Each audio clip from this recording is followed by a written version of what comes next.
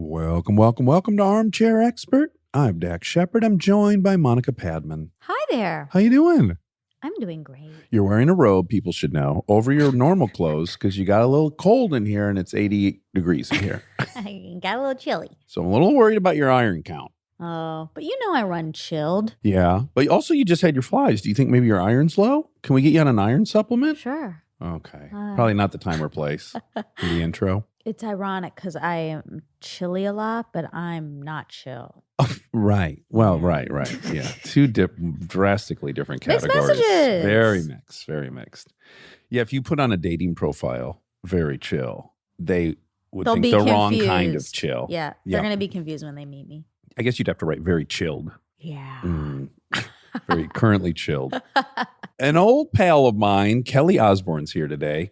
I love Kelly. As you'll learn, we both got on TV roughly at the same time and were around each other a bunch. And it was a ton of fun. In the same place. In the same place, in their home. Kelly Osbourne, of course, is an English television personality, actress, singer, model, and fashion designer. And she has a new podcast called The Kelly Osbourne and Jeff Beecher Show.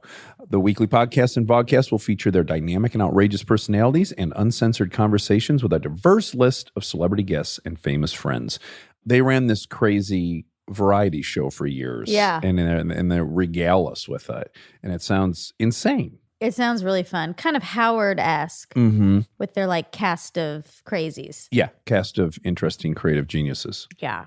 Please enjoy Kelly Osbourne. We get support from Quince.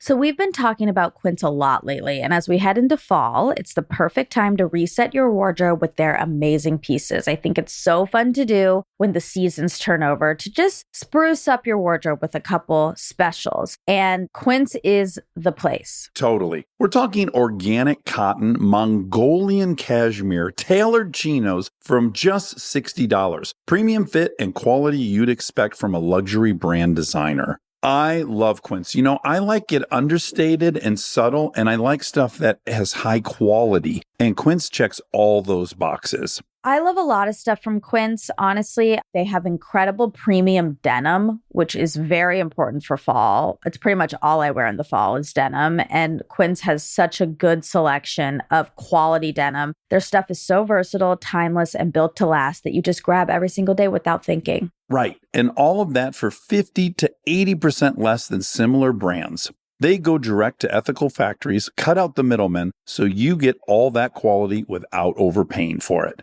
We love that. And they do way more than clothes. They have bedding, cookware, bath essentials, travel must-haves, same deal, and great quality. Upgrade your everyday. Download the Quince app for app-exclusive offers or go to quince.com/Dax. Get free shipping on your order and 365-day returns. Now available in Canada and the UK too. That's QUINCE.com/Dax.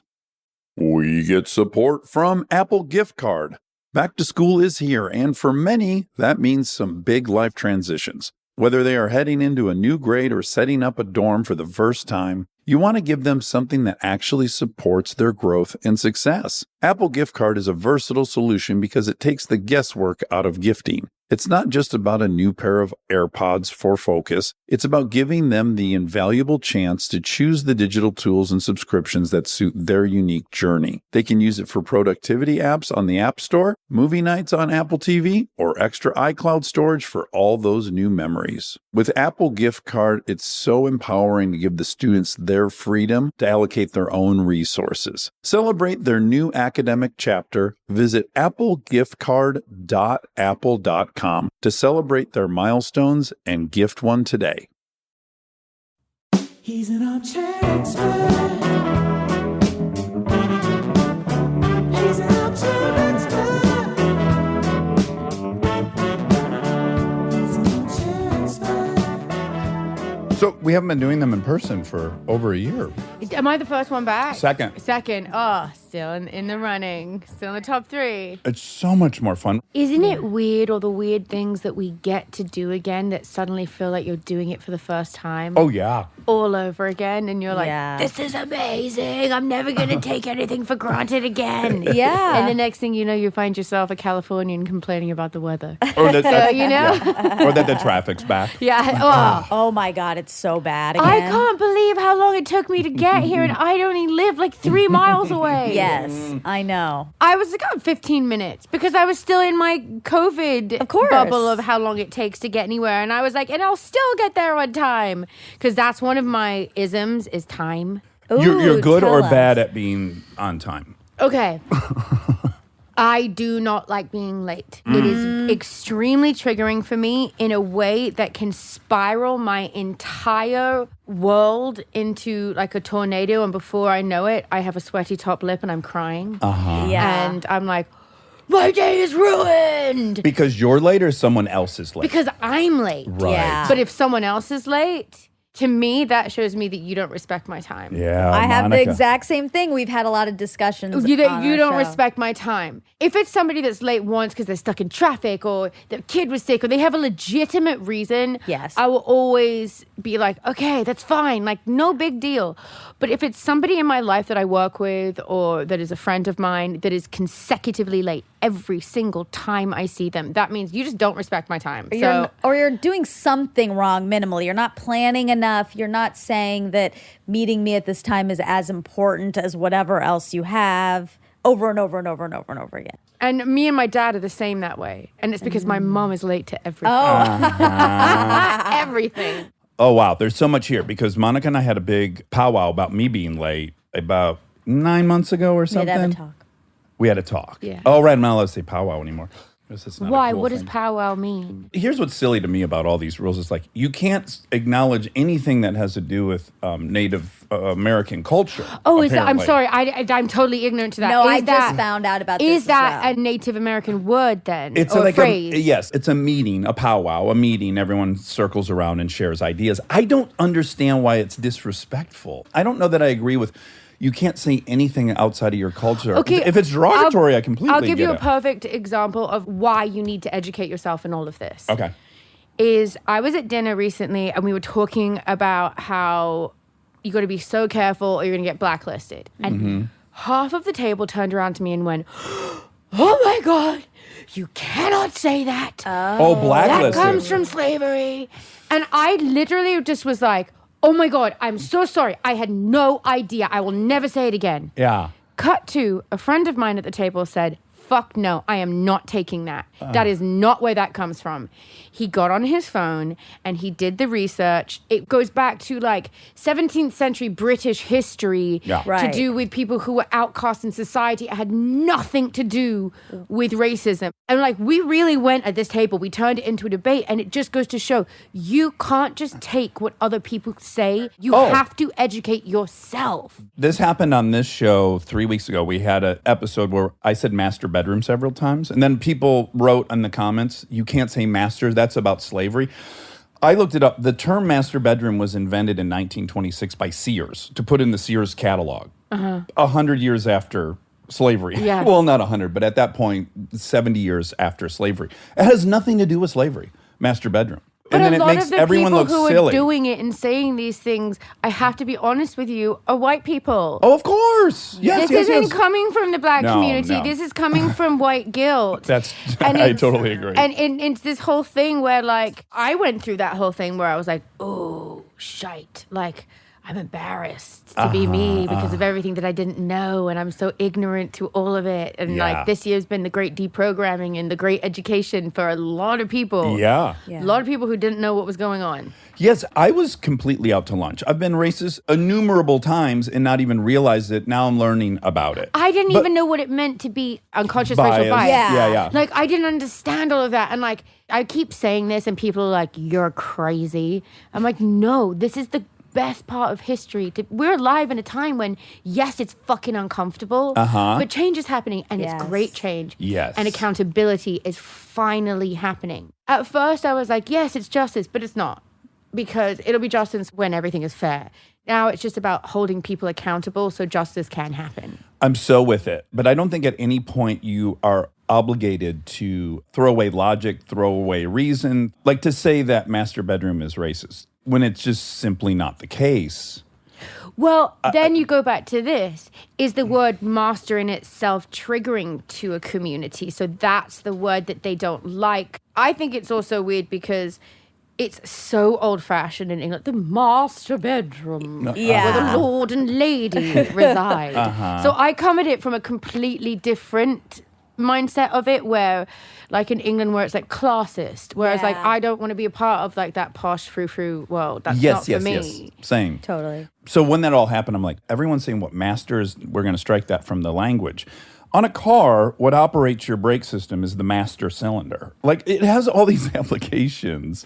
The word master. It does. And so is to hear that a part on your car is called a master cylinder going to be triggering. Again, if I heard it from a black person, I would be way more receptive. But the 7 people who wrote comments were white people. Oh my God. And then I read this article about how we're not allowed to say woke anymore. Okay. Yeah, it's What's always, that one? there's So always it's gonna- like, okay. Wait, can you tell me what Yeah, the what- It was, rationale was? I think, I could be really wrong about this, but I think that it was in Forbes, Okay. which is really odd to me because... Well, they're the vanguard of progressiveness. Right? I don't know if it's them trying to act like they're being a part of this journey for once, or if it's real or what, but... Or are they being antagonistic? Right. Are they trying? No, it didn't read antagonistic. Interesting. Yeah. Oh, wow. I'll find it for the Because fact check. it was almost like that people are weaponizing the word woke Yes, of course. and it's losing its meaning. But I think that people are weaponizing the word racist and it's losing its meaning, because when you call everyone racist, Yeah. how do you know who Yeah. the fuck is racist? Yeah, we need a few more words. Yeah. We interviewed a Latino guest who was saying there's a big difference between racism in your mind versus racism in your heart. Racism in your mind is like, you grew up in this culture, you don't really know to be questioning what an advantage you have. That's a mental thing. Yeah. Now, in your heart, if you fucking hate Latinos, that's a big issue you're not going to overcome, is his point. No. You know what I'm saying? No. So I think it would be of value to make some distinction between those two things, because I think there can be grace and forgiveness in the mental version and not in the heart version. Like, And if that's you the feel whole- superior to people, I don't mind that you get canceled. Yeah, no. Yeah. It's so scary right now, but I'm enjoying the fear of it. I'm enjoying making mistakes over the past few years because I've learned so much from Yeah. it. But that's such a good attitude that a lot of people are not taking on. And I think that's where we get into a thing like, sure, it's okay to say some people are racist in their mind because of the society they live in, but then they have to make changes. They can't just say, well, it's just You're what going to I be that did. forever. Yeah. I Right. mean, I have done some really awful things in my life, but the thing that I got the most shit for was being fat. Meaning like drugs, like terrible behavior, drunken disorderly. But, like, We all of love that. all of that. Yeah, but yeah, yeah. You know what I'm saying? Like all of that, which to me is like far worse than being fat. It just, the way that the world sees things is so strange. But I want to be really clear. So you got shit for using the word fat, or people were Being attacked you fat. for being, you're saying fat. So Yeah. attacked for being fat, but not attacked for being an addict. Yeah. I got more work the more fucked up I was. Right. Yeah, right. that's so interesting. Okay, so let's start at our beginning. I would like to. Do you want to? No, go ahead. Go ahead. So I want to say you're like a year and a half ahead of me, but we both got famous on MTV roughly at the Yeah. same time, which was really, really fun. It really was. And MTV back then was the most fun place you could work on TV. Oh, there was nice. no other network like it. There was no one doing what they were doing. Everything was a party. Everything was a fucking party. It was the easiest place for me to be an addict, to be a pervert, to be. It was just a real You could wonderful. do whatever the like. Yes. Me and Jack talk about this all the time. Like if we were that age now, I would be in jail for sure. Yeah, yeah, Because yeah. like they'd be like making real big examples. Like, like you look at all these young like kid rappers now, and I'm like, psh, pussies. Yeah, you know what I mean? Like I'm a girl and I was doing worse shit than you. Yeah. Well, so this was all happening at the same time, and your brother's open about being sober, right? Yeah, 18 So, years now. Right. Wow. And I would have had almost 17 right now. So he was like, yeah, a year ahead of me, but I had had a few attempts. So I knew him, and I used to go to meetings at your house. I remember. And then I fell in love with both your mother and you in that process. And I want to know what your memory of this is. I would come over for a meeting and I would flirt with you and your mother just shamelessly for about a half hour. No, he would. And he would be like, you're going to marry me when you grow up. And I would That's say, right. no, I'm not.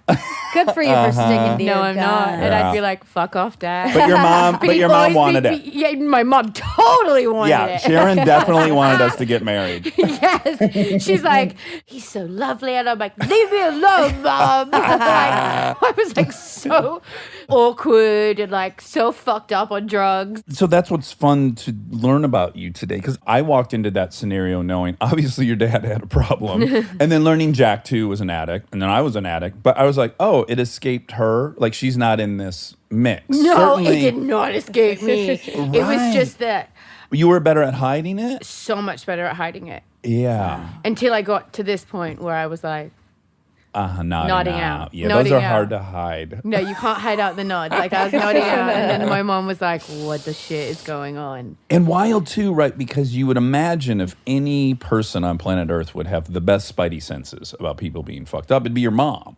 Like, you would imagine you couldn't possibly get one by your mom. Basically, long story short, you have to remember, I was like, Mom, look at what Jack's doing. Look what Jack's doing. Look what Jack's doing. Sure, because sure. Jack got way worse than I was quicker. Yeah.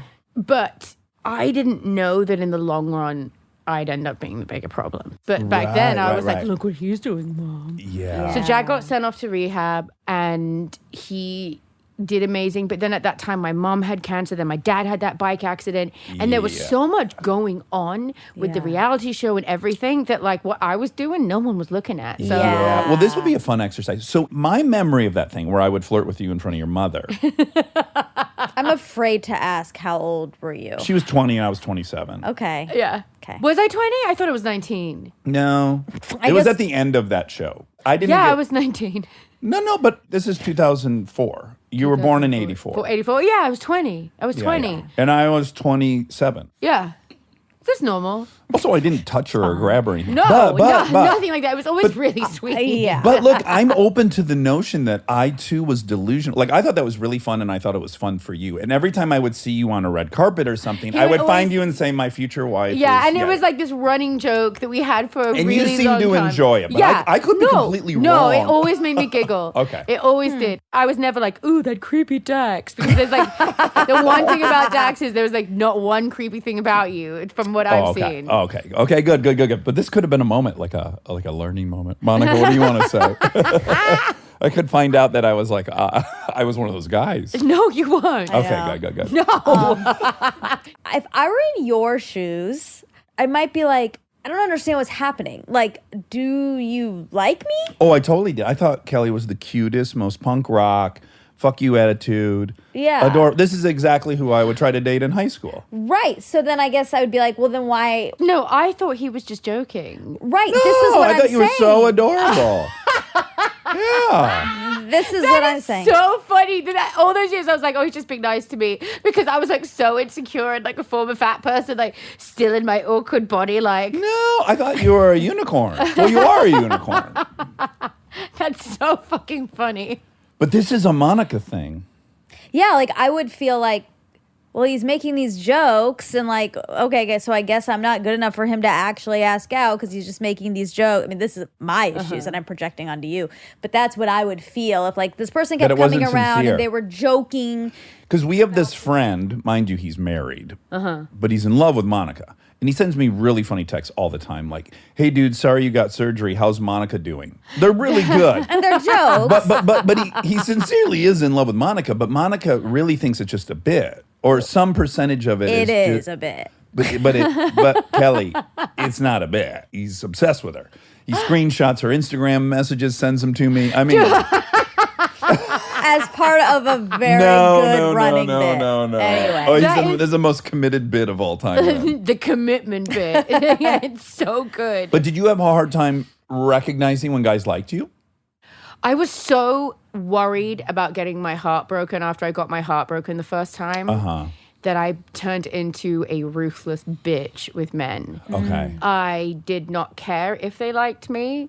I did not really like them. They served a purpose Sometimes. and then others not. And it's something that I do feel really bad about now being in a relationship, which is the complete flip side, where like I actually care how what I do affects him. And that's what brought me back after my relapse. Okay, so really quick, before we leave this bubble that we were in, you were 17 when the show started? Or 16. 16? Were you in a capsule or you couldn't have been? Well, the weirdest part is that you have to remember, no one had ever done what we had done I before. know. So You guys as we invented a genre. So as we were doing it, we didn't know either. And we didn't know what they were going to use and what they weren't because they filmed everything. Yeah. Everything. I had a camera in my bedroom, but not in my bathroom. The bathroom's the only place. So they saw when I was up and stuff. Yeah. But you got to remember not to like get changed in your room. Like I got to get changed in my bathroom. I just threw something over it every time. Oh, Like, okay. Okay. You could cover it. Yeah. And now I'm so weirded out by cameras. I notice them in places where people never see them as a result of this. I bet. It's so strange. So the first season we filmed, I remember the night before it aired, my mom took us to Venice Beach, went to go see the drum circle, and we were like, did we just make the biggest mistake we've ever made in our lives? And then the next day, everything changed.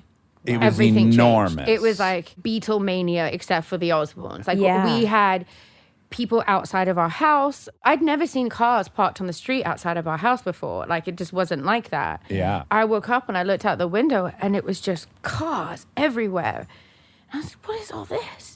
So then I got like ready, like not thinking like, because I didn't think anyone would ever care about me. It was a show about my dad and I was in the family. Of course. And thus far, when you're traveling through the world for those first 16 years, people see your dad. You're Yeah. probably invisible.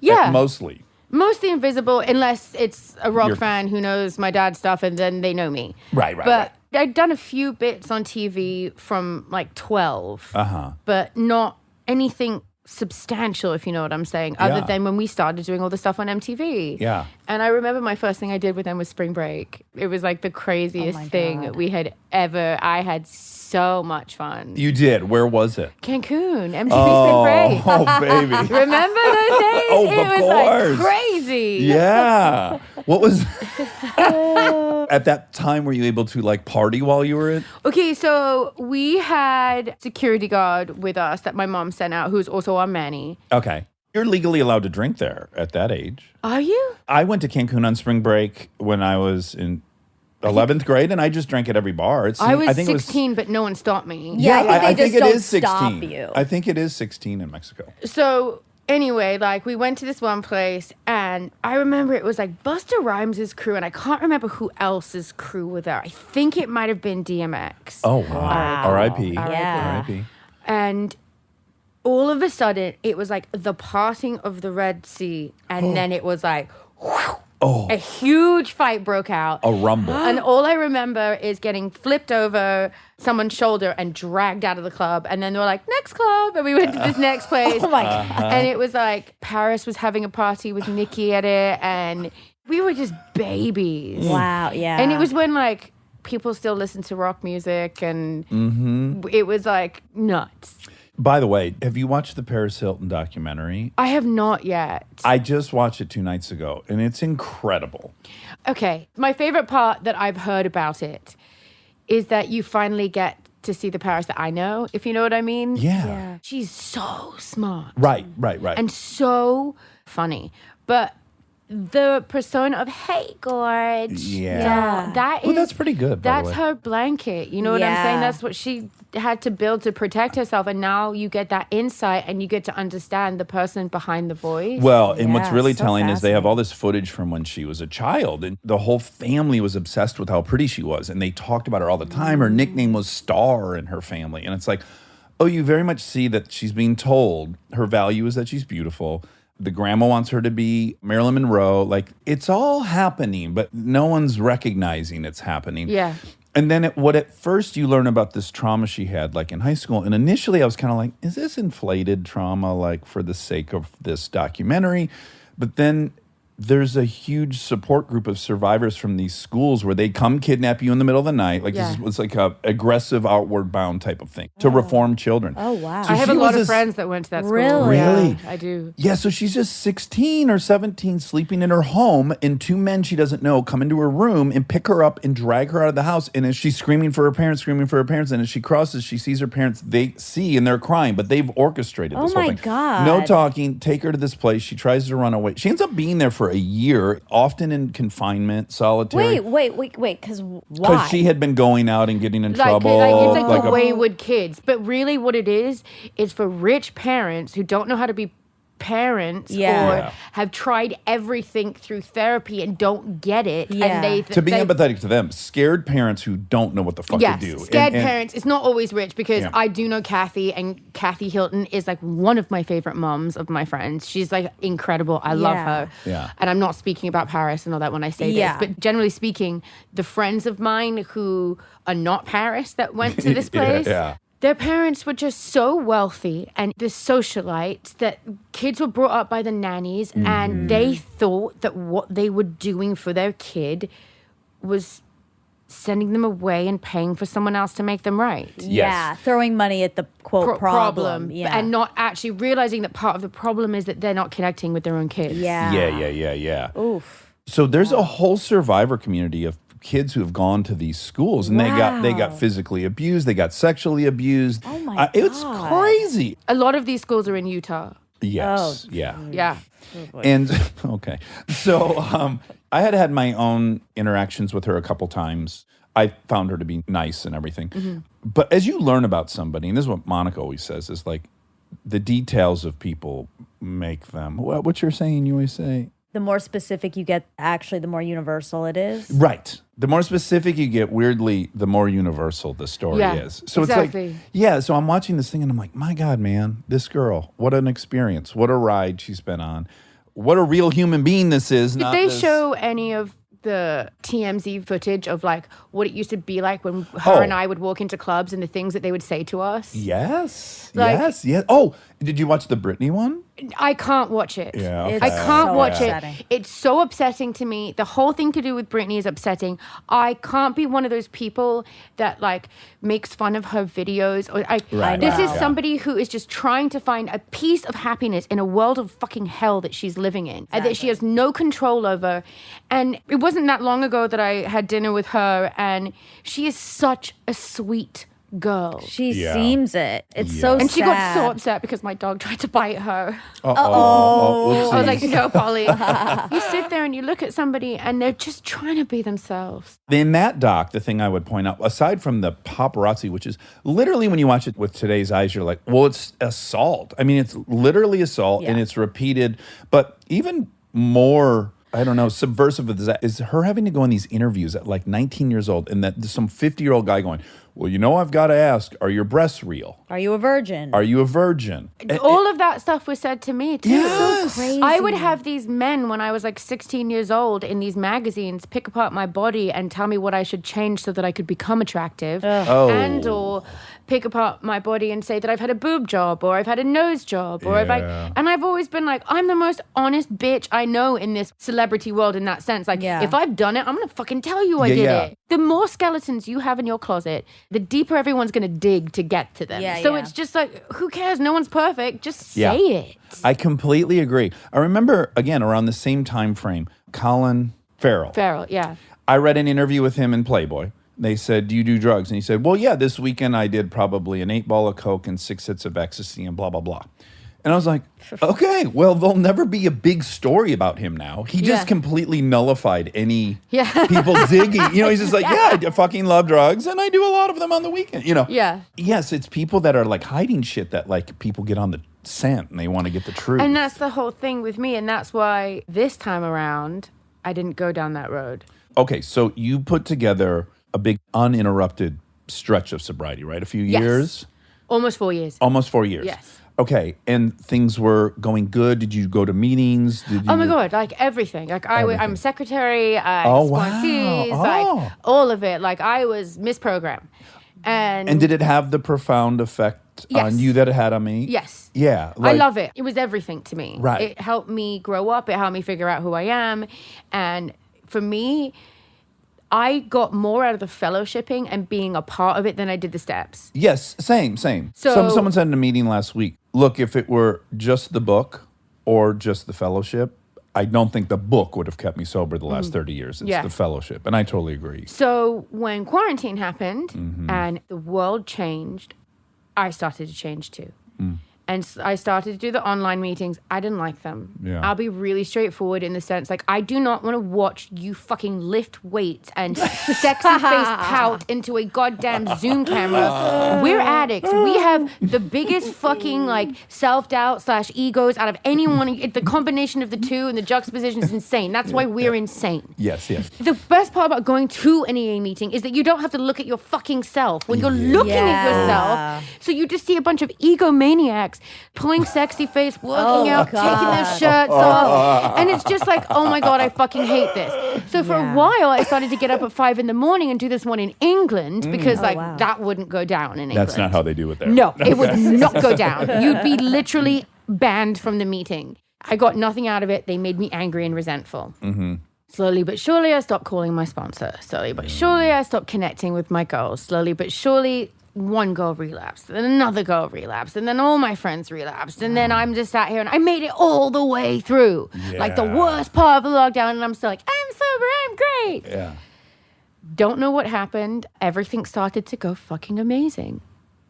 I'm the girl that when things go incredible and everything is where you think it should be and you suddenly find yourself in what you think happiness is, I went, oh, I'm normal now. I'm happy. I don't need any of this fucking shit anymore. I lasted this whole pandemic without anything. Yeah. And then I was just sat by a pool by myself. I saw this girl drinking a glass of champagne and I was like, I'll have one of them. Sure. And I just had one and it was fine. And I had a great time and I didn't think anything of it. And then a couple weeks went by and I thought, I did it then. I could do that again. Yeah. 2 weeks later, done. Like fucking done. Wow. Did not last long. Like did embarrassing shit. Blacked out. Sure. I can't drink the same that I used to. It wasn't fun. Any pills? No, I didn't go down that road. Wow, even while drunk. Because when you're drunk, the game plan goes right out the window, Well, right? I'm scared because I'm on antidepressants, and I have been told that if you drink on antidepressants and take anything else, you can die. Okay, good. So I'm glad I you was listened like, to Good that. to remember that. so I was like, not gonna do that. Don't want to die. I just want to have a little bit of fun. Yeah. So I didn't mess around too far because in my mind I was still in control. Yes. It wasn't until I found myself last weekend covered in ranch dressing by my friend's pool, sunburnt, looking like a piece of shit, that I was like, maybe I don't have this under control. And then I went back to, it's weird, like we're in that new stage. It's only 5 months. I guess we're boyfriend and girlfriend. We are. Yeah. But like whenever we're out and someone is like, is this, and I'm like, I never know what to say. How 'cause to how to explain explain it because it's like I'm still that like girl that I'm waiting for him to say it kind of thing. But like that's just like He's probably incredibly proud to be called your course. boyfriend in public. he's really awesome. He's cinematographer? Yeah, Okay. he's really really. And he fucking works? Awesome. Yeah. Okay. You never know when someone famous has a partner and then they have a title and you wonder, are they a real cinematographer No, or he they really introduce is. themselves as Yeah, a no, cinematographer? he has a production company called Antimatter Media. I believe it. I'm Yeah, just saying, like sometimes, when you'll yeah. see like an actress and her boyfriend's a producer and you're like, oh, Oh, produce. Okay, that's a real It's a very generic. Catch-all. producer Yeah. or entrepreneur Yeah. means investor. investor means con artist. Yeah. So that's so no, yeah.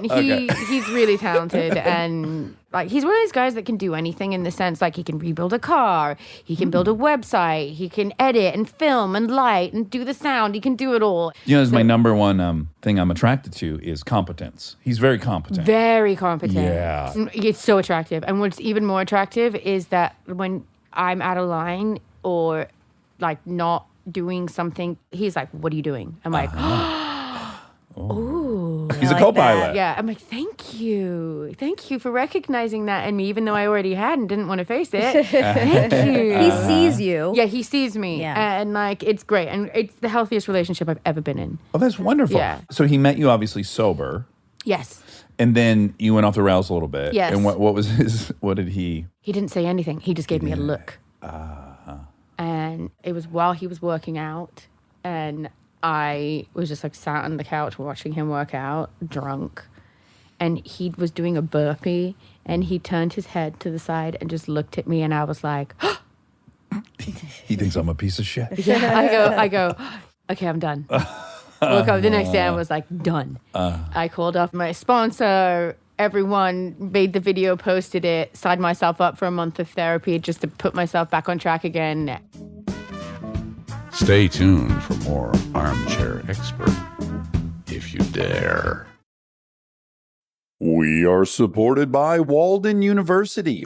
You know that feeling when you've been thinking about making a move, going after the degree, the promotion, the thing you keep telling yourself you'll get to someday? Walden University is built for that moment. For over 50 years, Walden has helped working professionals get the W, the knowledge, the skills, and the confidence to create real change in their careers and communities. Their programs are designed around your life, not the other way around. With Tempo Learning available in select programs, there are no rigid schedules or set weekly deadlines. You move at your own pace. And Walden's faculty aren't just academics. They're practitioners who bring real-world experience into everything they teach. From your first class to career coaching and beyond, Walden is your partner the whole way. Take the first step and learn at a pace that works for you. Visit waldenu.edu.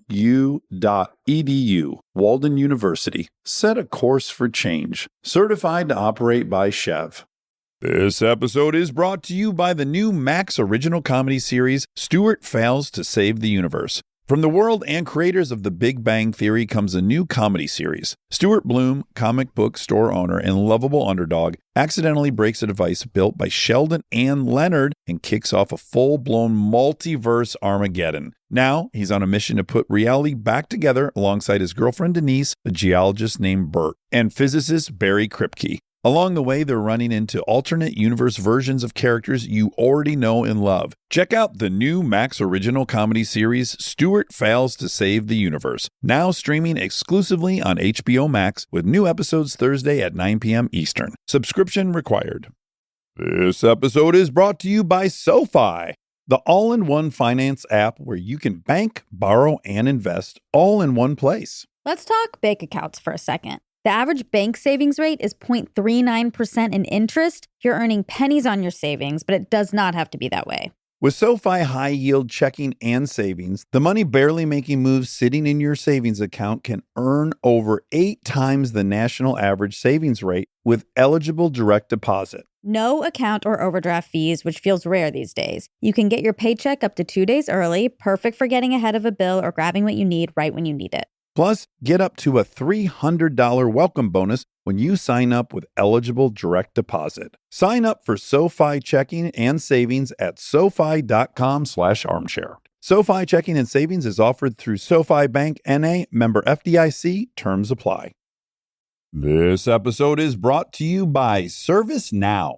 Look, I have my dream job. I get to talk to folks I admire like crazy and ask them virtually any question that I want to. I can't imagine a better way to spend my time. But even dream jobs have some not so dreamy parts, the stuff that gets in the way of the actual work. Now, that's where ServiceNow's AI specialists come in. They don't just tell you what you should do about your busy work. They actually do it, start to finish. Cases closed, requests handled, no extra work for you. So you and your team can focus on what matters most, which for me is, are they obsessed with male bodies on the same level as I am? They never are. To learn how to put AI to work for people, visit servicenow.com.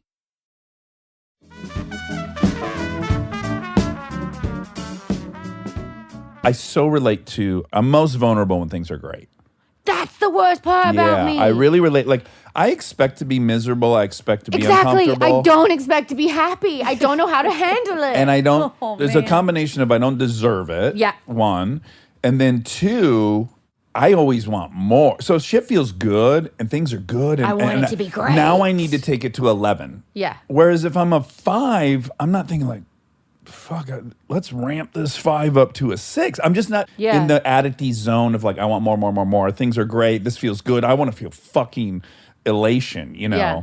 So I wanted to feel the elation by adding some alcohol to it and ruining my life And that's for a the week. lie, right? That's the thing that's so hard to digest. I had 16 years when I went out this year. I still believe the fantasy that takes you to an 11. Yeah. That's what's annoying. And That I it's- still believe that. That it's going to like elevate you into a new realm of happiness. But when all it did was make me realize that I'm still numbing some weird pain that I've not named yet. I haven't figured out what it is. So that's why I was like, okay, I'm signing myself up for some more therapy. And like, I'm going to figure this out. So I'm trying new forms of therapy that I haven't done before. Like EMDR and somatic therapy and... What's EMDR? I don't know. I'm having my great. first one tomorrow. I think fun. is that like the sound? Is there like sound? So it's got something to do with sound Yeah. and like it's to deal with trauma. And then I am doing this cognitive brain therapy that teaches you how to retrain your thoughts. Yes. Yeah, that's great. We've had a couple people on experts that have spoken of that, and we're both Really hyper interested because Monica and I are both. Do you have OCD too? We both have Definitely. really, really obsessive thoughts. What was it? Someone referred to it as chatter. but See, I'm on a loop. Rumination. I'm on a loop. Only my closest friends know this about me. I'm going to say this because what else have I got to hide? Armcharies are very So- close friends. Basically, when something's in my head, like let's say someone's pissed me off, I will walk around my apartment going, I'm never speaking to him again. I'm never going to speak to him again. I'm never speaking to him again. Until I'm like, whoa, what are you doing? Yeah. And then have to be like, okay, you've just caught yourself. And I'm like, oh shit, my OCD's really kicking off again. So then I have to go back into the practices for that, which is more meditation and more mindfulness and more like being aware of what's going on and trying to figure out what these stressors are. And some days I'm up for the challenge and it's fun because it's like a game and you're learning more about yourself. Yeah. But like last week, there was a day I was like, I am not fucking up for this and I'm not getting out of bed and I'm going to sit in bed watching Disney movies all day because I don't want to do anything. Yeah. Yeah, it's exhausting. Yeah. I'll be in a riff with somebody, and then I will obsessively plead my case, and I'll anticipate everything they're going to say. And I And then will you're do mad this at them and you put words in their mouth that they didn't say. 100%, and I'll do it for hours with some awareness as well, where I go to myself, I say in my head, you've covered everything on Yeah. this topic. You're not going to discover, right? Like I'm using like 3 pieces of data that happened. Someone was late, and then they said this, and then they left. There's 3 things, and I'm taking those 3 things and reconfiguring them for hours and hours to make it the worst possible assault against me. See, I had a thing like that yesterday. Again, I think he's getting mad at me if I keep talking about him, but where we had a miscommunication about something, I said to him, it would really mean a lot to me if you did this, blah, blah, blah, blah, blah. I just need this one favor. It came around to do the favor. He asked if he didn't have to do it. And I said, I've never asked you for anything. And it was the one thing that I asked you for. But my natural instinct was to be like, don't fucking talk to me and hang up. He wouldn't let me do that. And we talked about it. And I realized that I just turned something that was just a slight miscommunication on my part because I didn't really... State your needs, I bet. It didn't state my needs. Yeah. I just said it means the world to me, thinking that he would get that Right. meant that it was important to me. Yeah. But that's not how guys think. Right. Well, that's not how anyone thinks. No. Yeah. So it's true. Yeah. So I was just like, fuck. I was ready to be like mad all day. And Yeah. he's like, no, we're just going to pivot. Yeah. And also probably subconscious for you, it is a little bit of a test. Like, I don't deserve love. I'm going to casually mention this thing. And if he loves me the way I hope he does, he'll pick up on that and do that thing I want. No, that wasn't it. it. No. Okay. Because I'll do that. I want like, oh, cool. I've been out of town for 4 days. I come home and you're not home. I make that a thing. Instead of having said, hey, I'm coming home in 4 days. I'd love to see you. I miss you. Could you be home? That would be Yeah. a responsible, vulnerable thing to do. I'm that Instead, I person. assume you'll be there and be excited to see me and greet me with great fanfare. And then when you don't, I've concluded you don't love me. But I never asked the person to do the thing. That's something that I definitely am working on. Yeah, it's because hard. it's hard. And I think just owning vulnerability in general is really hard for me Yeah, because I am most comfortable when I am drunk and alone. right. That's where my addict wants me to be. By myself, Yeah. drunk, alone, and miserable. Because that's what I thought I deserved. And it's breaking that cycle and breaking those habits and realizing that that's not you. I also wonder if we share this. I chose punk rock as an aesthetic and a lifestyle for a very specific reason, which is I felt like I wasn't going to succeed with the rules that had been established I wasn't a jock. I wasn't this. I wasn't that. All from my perception. So I was going to outwardly reject. Like, I don't fucking care about your game. I'm clearly not playing your game. I have a French braid in, or I have this on. I'm doing everything to tell you I don't even fucking care about y'all's game. And that was a way for me to feel confident. Like, I didn't feel accepted by it, so I wanted to send the biggest fuck you that I'm not playing the game. I was like, I'm not want to be like you, so I'm going to revolt. And everything that you say is ugly, I'm going to turn it on its head and make it beautiful. Yes, and it'll have, which it does have, it'll have the veneer of confidence. Because other kids in high school are looking at me like, I can't believe he would do that. I'm getting something from it. People are looking at me and going, he must be really fucking confident. But really, I was very insecure, which is why I rejected the whole thing. I'll give you a perfect example of something I still do. If someone calls me, hey, Kelly, get up, brush your teeth, go in the shower, I'm like, I am a 36-year-old woman. You do not need to tell me. But in my head, I never say this. And I will purposefully wait an extra 2 hours to brush my teeth when I want to brush my teeth because someone has told me to brush my teeth. Yeah. I'm like, why am I doing that? Because somebody told me to do what I was already going to do. I'm not going to do it now. 1000%. And that was how I was. And it doesn't behoove you to be like that. No. In any way. You're the loser. Yeah, every fucking Yeah, time. But the hardest thing for me is to set boundaries. And it's because of my fear of ever hurting someone's feelings. Because it's different from people pleasing. I know that I come across brash sometimes because I just say what I think. And I've learned through the program of recovery that I've had to make amends with a lot of people that I didn't even know I hurt their feelings. All right, yeah.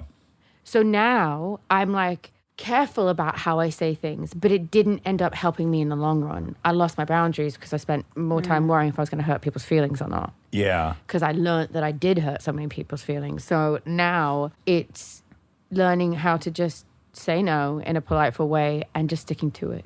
And creating boundaries with people who are boundaryless isn't impossible. It just means that sometimes you have to love them from a distance for a little bit. Well, what's interesting is like the packaging that your life came in for us seems so fun. Like your dad's super crazy and eccentric. He's Ozzy Osbourne. It was fun. It was wild. Yeah. And so from the outside, you're like, oh, this is fun. Especially when you're young. I'm like, fuck, I would have loved to grow up in that house. I would have loved to have been able to express myself in any way. And I would never be more outrageous than my dad was. And everything would be accepted if I was different and weird. And then I think I can really glaze over the fact that also you grew up in a house with an attic that was in and out. That's fucking stressful. My dad was never like in cute and on out. He TV. was out until he was in. Right. Yeah, I'll tell you. He was out until however many years ago it was now that he was in. Yeah. It would just switch addictions. It would be like Coke, then booze, then pills. And then we always knew if we went to Lemmy's house, we were like, what's going on now? And then it would be like Diet Coke if he wasn't doing anything else. And then it would be working out. And then it would be oh my God, you have a can of Diet Coke. You're like, everything you say, Both of Monica's those like, things oh, are just like, And then it's working out. And then it's like all of these things. So it was always something. It wasn't until I want to say almost 6 or 7 years ago, he just woke up and was like, I'm done. Really? What do you think caused that? Just getting older? Like losing an appetite for the chaos? Yeah, honestly, I do. And I think one of his famous lyrics is, I'm sick and tired of being sick and tired. I used to go to bed so high and wide. And I think that it eventually just got the best of him. And he was like, I'm done. And I think that watching all of us go through it too. Yeah. I remember the first time my dad came to me when I was 19. I did a home detox before they shipped me off to wherever the hell I ended up going. And as you know, those detoxes are horrible. Oh my God. Horrible. Yeah. And I was so sick. And my dad came and sat on the end of my bed and said, is this because you're fat? Because if it is, I'll get you a personal trainer. I love you. And I was like, oh my God. oh my God, Dad. Half of me inside wanted to fucking die. And the other half of me was laughing because I was like, this is like the last thing I need to hear ever. Like, I can't fucking believe this is happening. But it was just like, because my dad was just trying to help me, which was like the worst thing he could have said. And then the other one was when he was coming at me, like, you need to get sober, you need to get your shit together. And I was like, you're fucking one to talk. Yeah. And I said that to him, and he was like, oh. You got me. But I can honestly tell you, like, I never came from a family where I did drugs with them. No. Yeah, right. No, yeah. like you'll see some of these families on Instagram and they're all smoking weed together. Like that never happened in my house. Yeah. I will say that I learned a lot how to be a drug addict. Sure, by Like osmosis. I learned tricks, but like It wasn't like a family activity. no, it was not a family activity. I would steal his drugs. Yeah. Well, But, none of you were all fucked up at the same time, maybe, luckily. Yeah, we were, but we just didn't talk about it. Okay. You know, I had this moment with my dad where I had gotten sober and then I made amends to him over having stolen pills out of his thing. He didn't even know about this. But my dad was 27 years sober when he died. And so I give him this long, heartfelt amends and he graciously relieves me of my guilt and everything. And then, like, I don't know, a week or two goes by and I'm like, that motherfucker didn't have it in him to then give me some amends, having been an alcoholic my whole childhood and how much he fucked up. I was so fucking mad. Like, how could you sit there and receive an amends from your child and take it and then not go, you know what, man, I also owe you. And it all came to a head like 2 years later. We got snowed in Northern Michigan. It was like a fucking Coen Brothers thing. We were snowed into a hotel sharing a room. And at like midnight, we got in this crazy fight. And I was like, by the way, thanks for the fucking amends when I was giving you mine. He goes, I gave you a living amends. I'm like, knew that's what he was going to say. What's that I knew that's what I was going to say. I was going to say, did he pull the living amends? yes. And I'm like, what a fucking cop out, you fucking fraud. What a cop out, blah, blah, blah. Living amends is like maybe to say sorry would enlighten them on something that would be more painful for them to find out. It's apologize unless doing so is going to cause more pain. Or if it's more painful for you. Like, there are some people that want to make an amends to me. And I don't want to see them. I want nothing to do with them because I don't feel resentment towards them.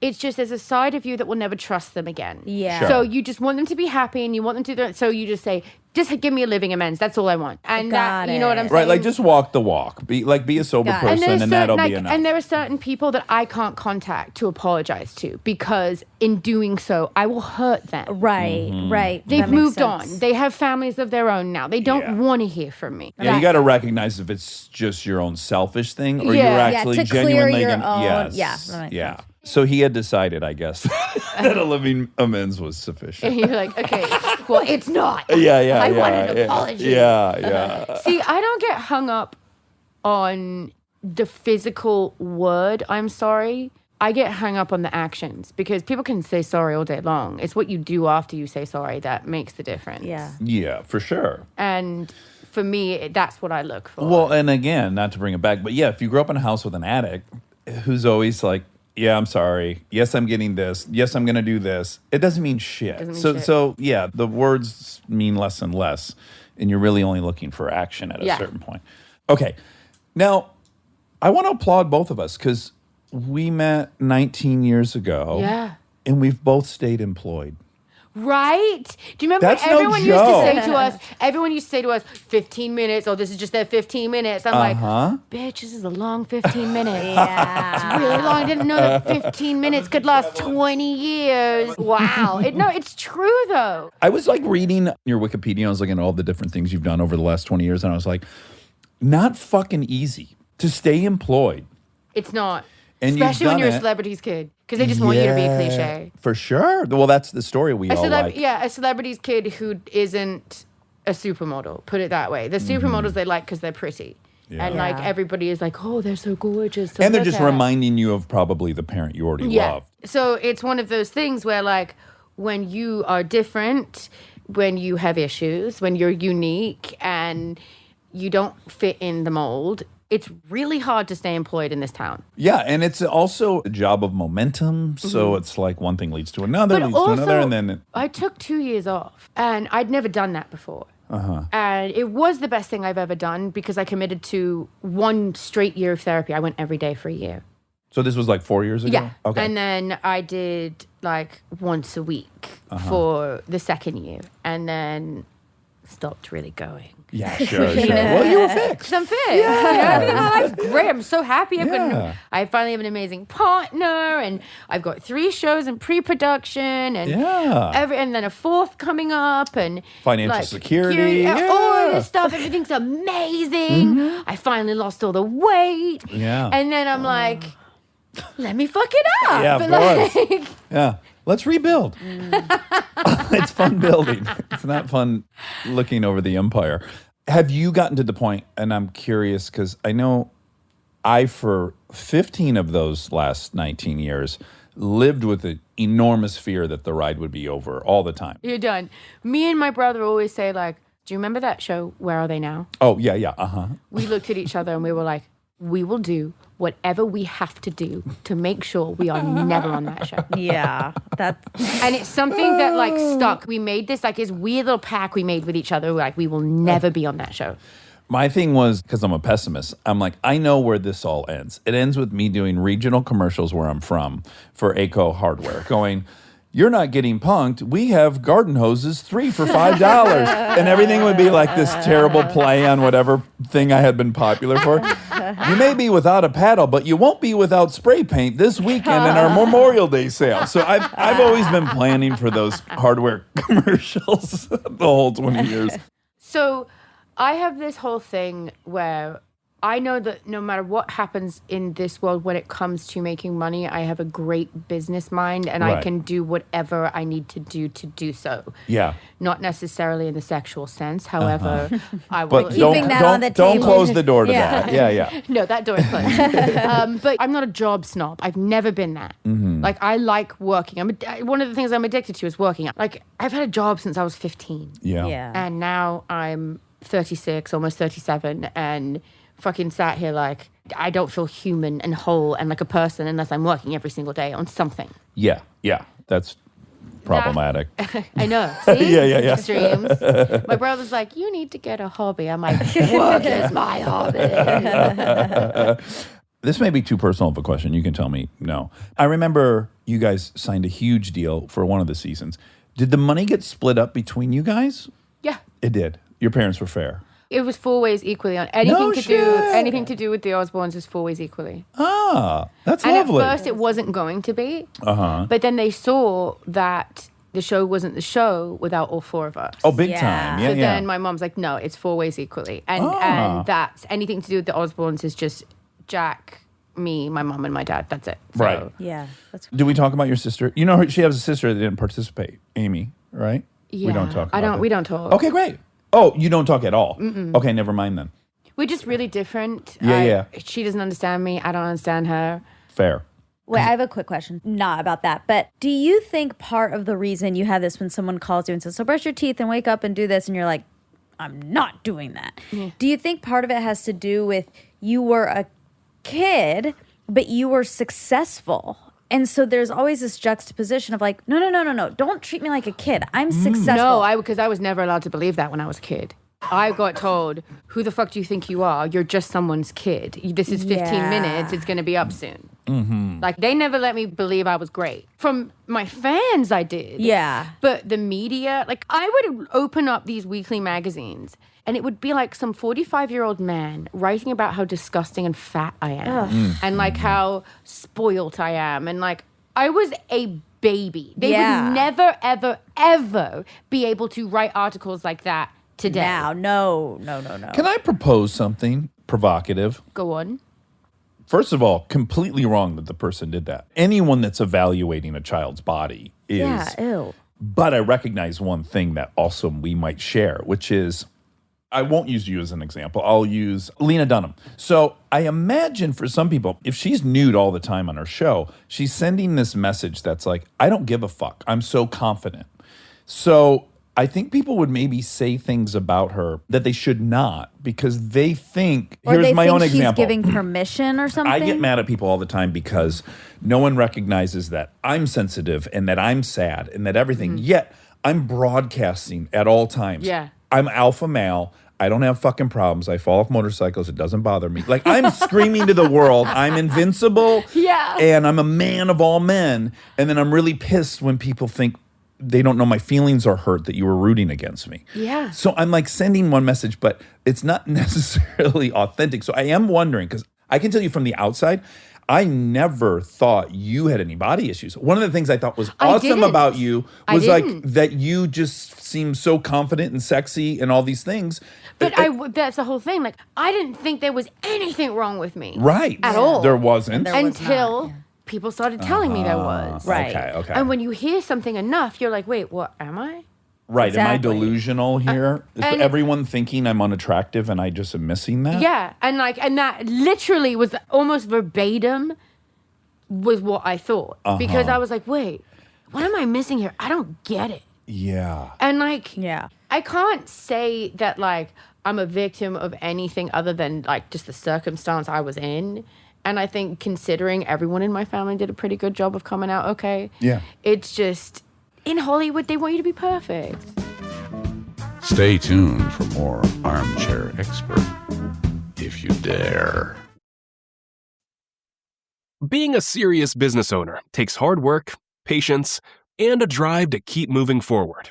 So it's important to find a serious business card that goes the extra mile. With the Venture X business card from Capital One, you earn unlimited double miles on every purchase. And with big purchasing power, you can spend more and earn more. This is your sign to take your business to the next level. The Capital One Venture X business card. What's in your wallet? Terms apply. See CapitalOne.com for details. Living your best life means being extra where it counts and skipping the extra where you don't need it. Like in your cleaning products.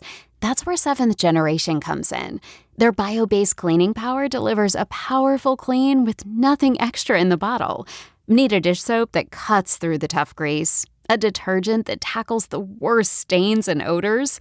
Seventh Generation handles it all without any dyes or artificial fragrances. Real clean doesn't have to come with a long list of add-ons. Upgrade to a powerful clean without anything extra. Look for Seventh Generation dish soap and laundry detergent wherever you shop for your cleaning products.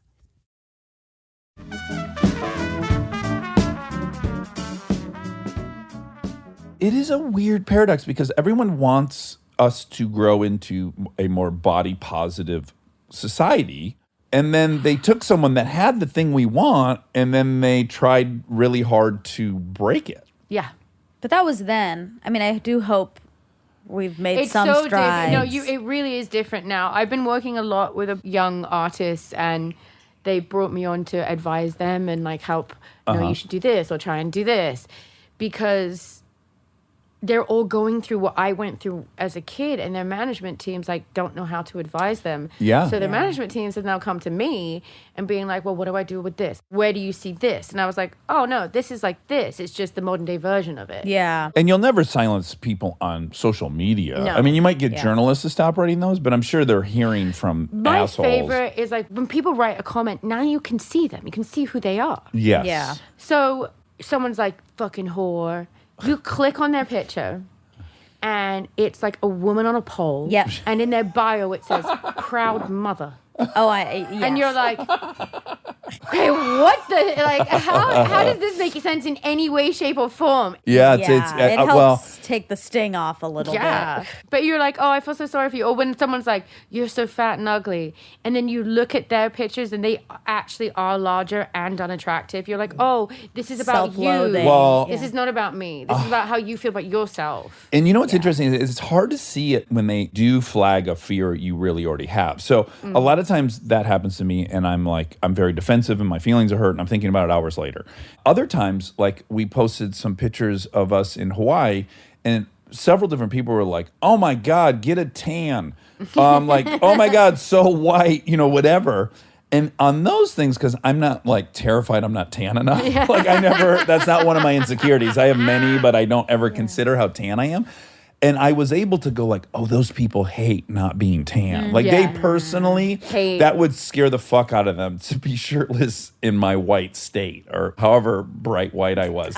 But I can see it when it's something that I don't ever fear. But if they say like, fuck, your nose is crooked, I'm like, fuck you, your house is ugly. Like I don't know what else. Like I want to defend myself. But it is telling what Yeah. ones I care about, which ones I don't. Like if they call you a whore, you don't have a fear I don't that give a pe- shit about that because it couldn't have been further from the truth. Yeah. But like somebody wrote underneath one of my pictures, people relapse all the time. What makes you so special? Oh, right. Yeah. And for some reason, it triggered me and couldn't help myself but fucking went in on it. And I was Clap back. I clapped back and I was like, you are very misinformed and uneducated about what you're talking about.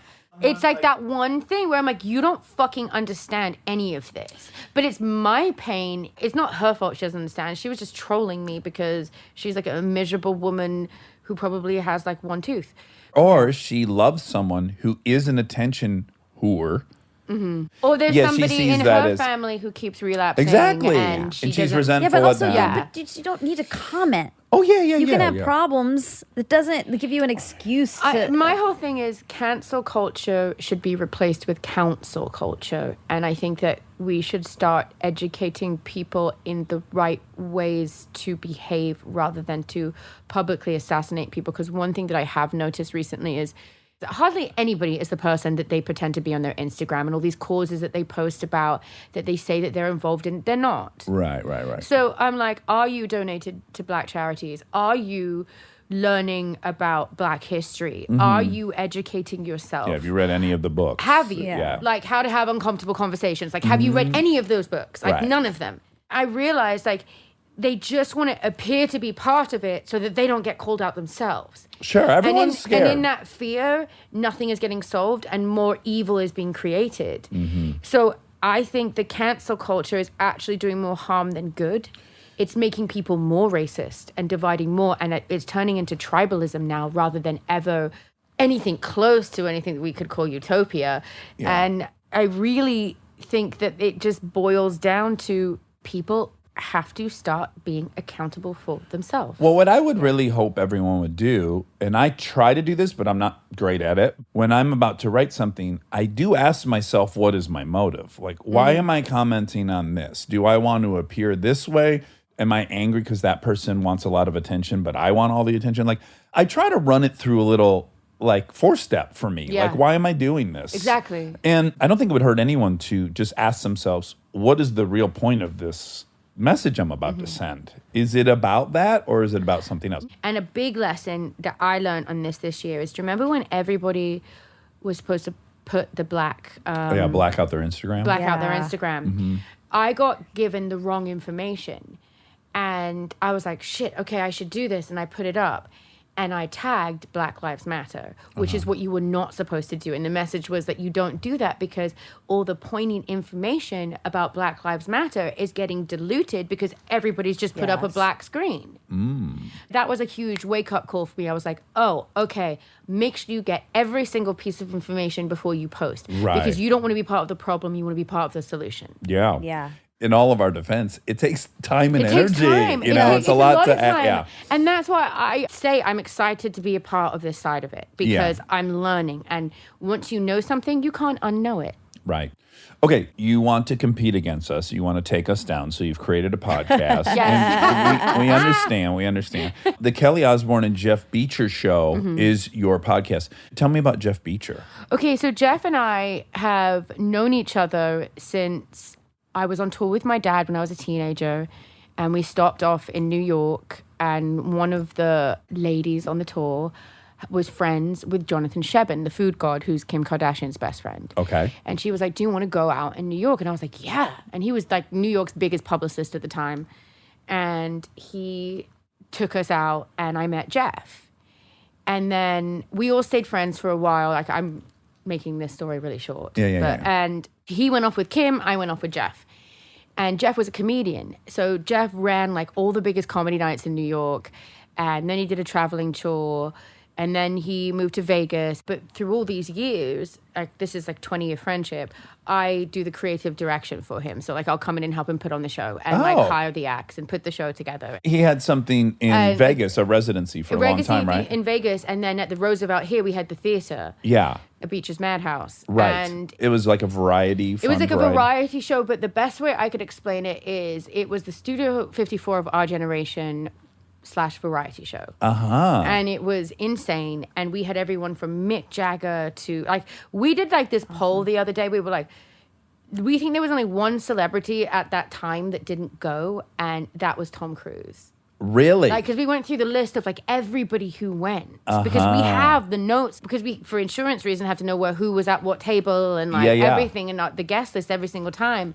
So you guys have been friends forever. Forever, and you love shooting the shit, I imagine. yes, we do, and it's so weird because we've been through so many insane things together, and when you deal with the kind of talent we deal with in our show, they're so unpredictable. And because everybody that was in our show, we found pretty much on the street. No shit.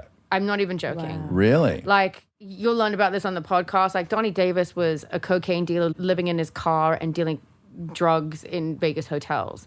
And we found out about him, felt sorry for him, and we were like, you cannot be doing this anymore. At first, he was like the worst performer in the show. But he ended up being the best. Really? Yeah. And now he's the best. And like everybody that is a part of Beach's Madhouse became family, and we were bringing everyone back. So whether it was like Amazon Ashley, Vicky Vox, Wee Matt, like all the different characters that were in, they're coming back at different points. Kind of in the way that like Howard Stern was. Yeah, the but, whack like, pack. But they're actually our family. Like, Yes, of course. Of like course. we still talk, like we're on a group text. We still talk every day, like checking in on everyone, especially during the pandemic, to make sure, because they made their livelihoods off of like. Yeah, did it end because of the pandemic? No. Way before we got burnt out. Like Jeff and I both at different times had nervous breakdowns. He started his weight loss journey before I did. And then I did mine. He's lost like 250 pounds, something like that. I was gonna bring that up. Yeah, he got to a point medically where it was like, yeah. So when you guys are together, what is the topic that you most talk about as right friends? now is him coming to terms with the fact that he needs to stop gambling. Okay. Like, he needs to stop gambling. But most of the time, when you see us together, we bicker and have these stories and like talk over each other. I talked with him the way I talk with Jack. Like he's like a brother, and we have so much fun together. And we only did it as a test during quarantine because we spent so much time together being crazy, because we couldn't be more different, but we share the same isms.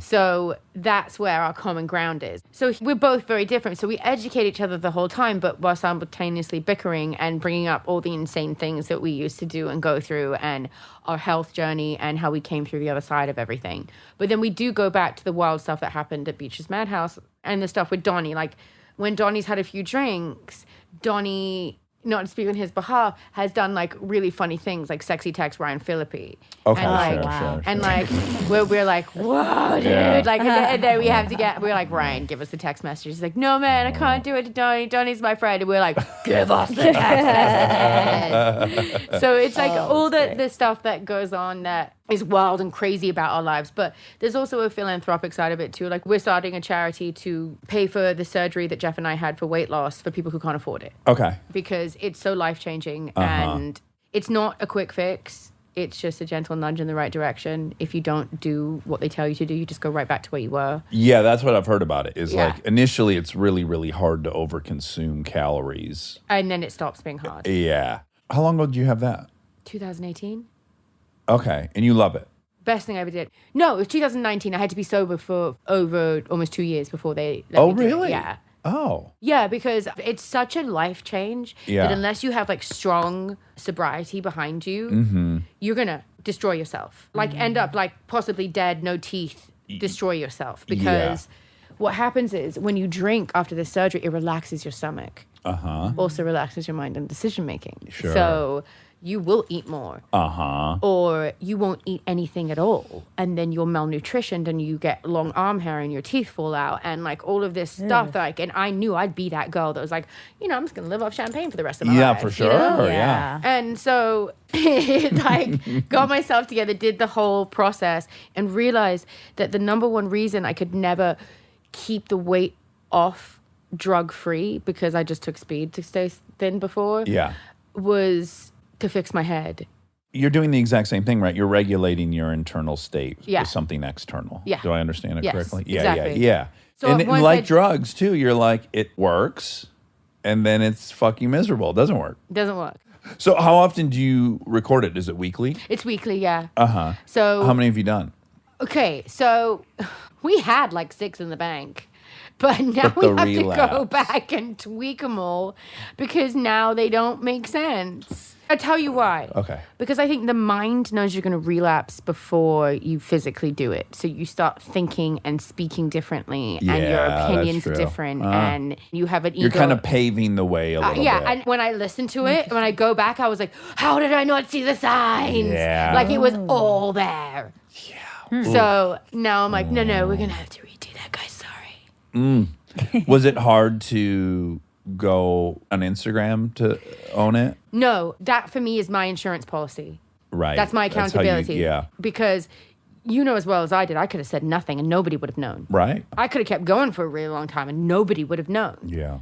But I knew how quickly that wasn't gonna. That's also the great lie we tell ourselves, isn't it? That as long as no one knows, we're fine. Yeah. We always ignore the fact that, no, it's us that suffers the Yeah, worst. Like, yeah. even if you succeed at fooling everyone, you're miserable. Absolutely miserable. Oh, God, I hate this It's thing. like the worst. But I will say the minute I put that out there, I was like, oh my God, I'm free again. Yeah. Like, No I'm secrets.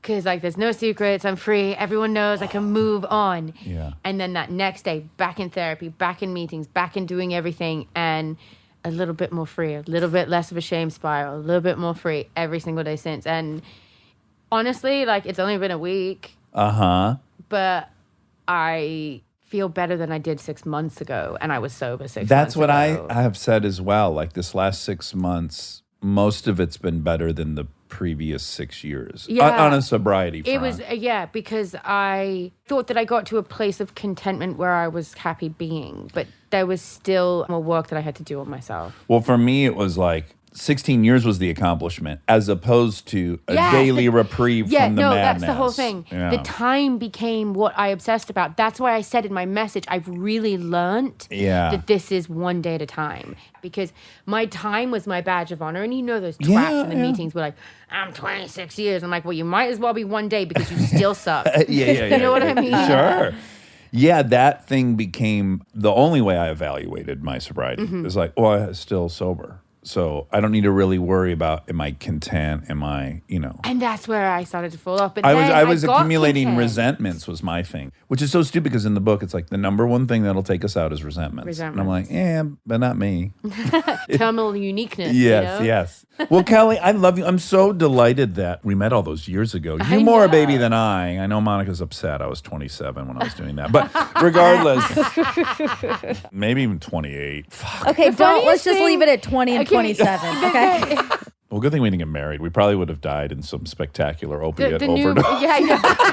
for sure. And you also have like every single girl in the world's girl crush as your wife. Oh, yeah. No, I did great. Everything You worked did, out like, lovely. Seriously, Yes. like Oh, yeah. I don't know any girl in my life that isn't like Kristen Bell is the girl. Like you wish that you were like is her. Really? Yes. Oh, that's wonderful. That'll delight her. I'm going to tell her that. like every girl I know. Because she's funny, she's fun, she's pretty, she's the kind of guy that girls want to hang out with and Down girls to want to be earth. like. And it's like, she's awesome. And she's in Disney movies Yeah. and Reefer Madness. Like, come on. You're right. Because generally, like I noticed this with guys, there's a lot of actors that girls like the actor, and then guys hate that actor because the girls all like him. But there's a couple that do it all, like Channing Tatum.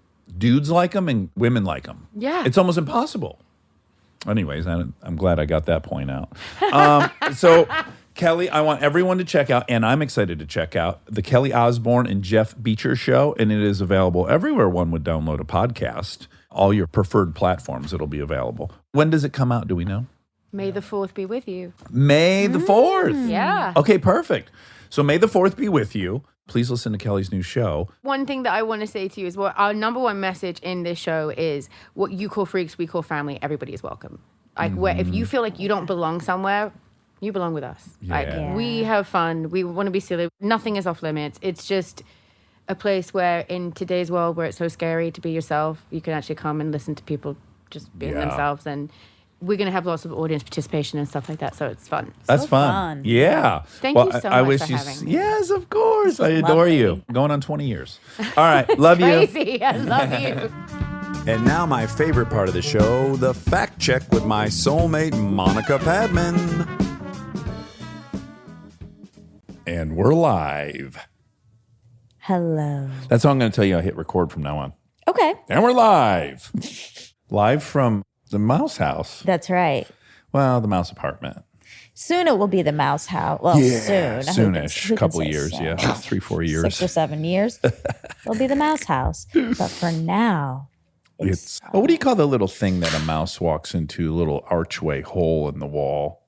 You know, very, very prototypical of the cartoons. I think that's their house. A hutch? Mouse hutch? Oh my God. Oh my gosh. Hold on. This is exciting. There's someone at the door. I'm going to narrate the whole thing. Monica places her computer down and then awkwardly sets her headset on the... Oh, and then trips clumsily en route to the door. She looks through the peephole. Is there someone there? No one's there. A mystery. Who was the knocker? Is it a bomb? Is it a delivery? It's a box. It's a big size box. It looks like the kind of box, a helmet. I was just about to say it looks like the size of a helmet box. And you said head. That's incredible. It looks like the box that Gwyneth Paltrow's head was in 7. What's in the box? John Doe has the upper hand. I'm going to open it. This is like ASMR. It is. Good Foley. Oh. Great. Now she haphazardly guides the scissors scatty-wampously across the package, almost getting her hands with every snip. Now she delicately opens all 4 flaps, exposing cardboard paper, and under all of that... Oh, my. A robe. Oh, my Lord, a decadent robe. I can't say what this is. It's a competitor to our and then it would feel like a whole, it would feel like, what do they call that? Did this on purpose? Inserted ad, or what would they call those? Infused. Product placement. Okay, well, I'm so sorry, but none of you are going to get to know what's in there. Well, you do know a robe. Yeah. But it was sent to me by It was from someone Pepsi. that I can't say. Wow. Well, I hope that ASMR portion was enjoyable. Yeah. Well, I hope it allowed people to put on their imaginary caps and try to envision how you were moving through this space. Yeah. Both with the trip over the cord and then the short distance to the door and then peeping through the door hole. Do you think they could hear my footsteps to the door? I think so. I hope so. You've reached a phase of your career where you get sent random things. You realize that. You're there. It's incredibly lucky. I will say this isn't so random. There's a reason I received this specific gift. Okay. Yes. You were vocally supportive of the product somewhere? The product is the mother to a Kristen Bell brand. Right. So I have connects. Okay. Basically. Did you perform any services? No, I don't think so. Okay. I don't. Well, I mean, I perform services for the Kristen Bell brand. And this is the, as I said, The mother. mothership. Yeah. So they're getting stuff out of it. Out of me. Well, here's been my experience with getting free shit. It was so exciting for a couple years. Like unbelievable. Yeah. With a dash of guilt because like I'm the last person who deserves free shit. Yes, it makes no sense. But I love free shit. Yes. You know, I haven't changed. Same. I'm still the kid from Michigan. But then there's a finite amount of space in a house. Yeah. And it's like the Shel Silverstein poem where the girl went and take the trash out. It's just accumulating. She hoards? Yeah. And there's a avalanche of garbage. Oh my God, I'm looking her up. Yeah, it feels like the house is filling with water. Okay. In one of those scenes where someone's stuck in a tank and they're swimming, but the ceiling's getting close. They're going to be out of oxygen soon. Sure. That's what it feels like now to me. And I'm really grateful for it because what it's made me realize is like, I don't really enjoy shit as much as I thought I did. It's just stuff. It's just stuff. Like my fantasy of the stuff is what's pleasurable. And what's I think actually represents. pleasurable is feeling like you can have what you want when you want it. Yeah. It has nothing to do with the actual item itself. Totally. And then once you get all the items, you really recognize, oh, it's not the items. Yeah, exactly. It's this sense of control. Would you like me to do a reading? Always. Messy Room Oh, you Right. found it? by Shel Silverstein. And to my knowledge, he's still not canceled. So let's read it quick. Let's read it real quick. Okay. Before it's canceled. Whosever room this is should be ashamed. His underwear is hanging on the lamp. His raincoat is there in the overstuffed chair, and the chair is becoming quite mucky and damp. His workbook is wedged in the window. His sweater's been thrown on the floor. His scarf and one ski are beneath the TV, and his pants have been carelessly hung on the door. His books are all jammed in the closet. His vest has been left in the hall. A lizard named Ed is asleep in his bed, and his smelly old sock has been stuck to the wall. Whosever room this is should be ashamed. Donald or Robert or Willie or, huh? You say it's mine? Oh dear, I knew it looked familiar. Oh, wow. Is that the one? It is not. It's called Messy Room, Yeah. and it's by Shel Silverstein. Let me see if I can find. Well, can you just at least acknowledge my reading? Oh, it was great. It was absolutely great. But It was what a dry run. But it couldn't be enjoyed by me so Oh, much. God. I'll tell you. Can I tell you why? Yes. It's a good reason, Monica. Okay. So here's what it was. I was like, why did I change it from a messy boy to a messy girl? Am I a misogynist? Is this because I live with messy girls? What has happened? How are we going to explain this after the reading? Okay. And all that made me think, I don't think I was that wrong. So allow me to read you a poem by Okay. Shel Silverstein. Sarah Cynthia Sylvia Stout would not take the garbage out. She scours the pots and scrubs the pans, candies the yams and spices the candy the yams and spice the hams. And though her daddy would scream and shout, she simply would not take the garbage out. And so it piled up to the ceiling, coffee grounds, potato peelings, brown bananas, rotten peas, chunks of sour cottage cheese that filled the can and covered the floor, cracked the windows and blocked the door. With bacon, rinds, and chicken bones, drippy ends of ice cream cones, prune pits, peach pits, orange peel, gluppy glumps of cold oatmeal, pizza crust and withered greens, and soggy beans and tangerines, and crusts of black burned buttered toast, and gristle bits of beefy roast.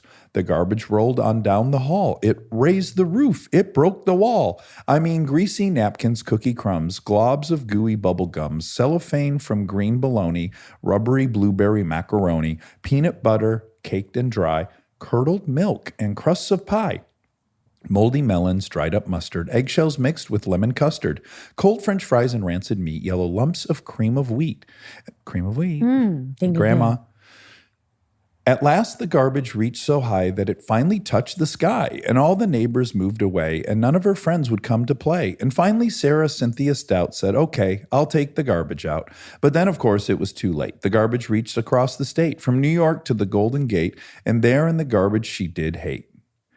And there, in the garbage she did hate, poor Sarah met an awful fate that I cannot right now relate, because the hour is much too late. But children remember Sarah Stout and always take the garbage out.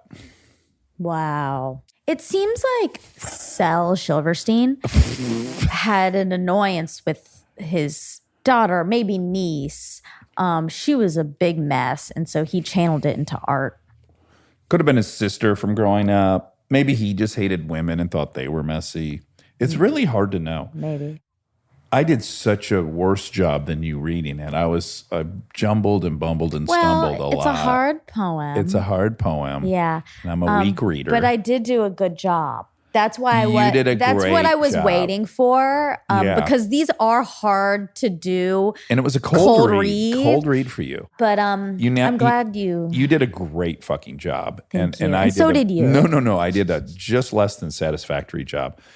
But we at least cleared up you're not a misogynist. Yes. Yeah. That was really hard on me. Yeah, I understand. Why would I have remembered it as a girl? Well, of course I do, because her name is in it. Sarah Cynthia Stout. Yeah, Sylvia Cynthia forget. Sarah Stout. I have one more poem Oh, okay, great. because it just came up and it's lovely.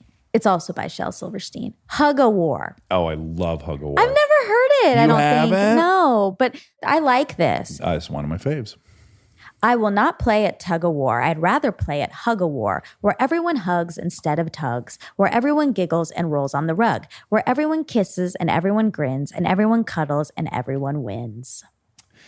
I want to say that might have even been on a drawing in my house. Really? Yeah, my family loves the hug of war. Oh my God, I'm going to put it on my house. Put it all over your house. Put it in the mouse house. Put it on Ding, the ding, outside ding. of the house. Have them paint it on the side of your house. Oh, that'd be That And I could would ever be never a do that fad. because aesthetics are important to me. But do you think that could ever be a fad? Like really beautifully writing on your house?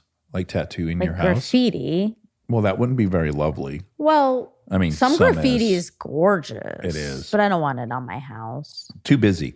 But some words could be less than busy. All right, I'll consider it. Kelly. In-person Kelly. Oh, in-person Kelly Osbourne. Yes. We do talk a little bit about cancel culture. We talk about blacklisted. Yeah.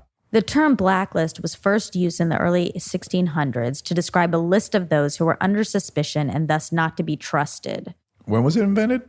1600s. Okay.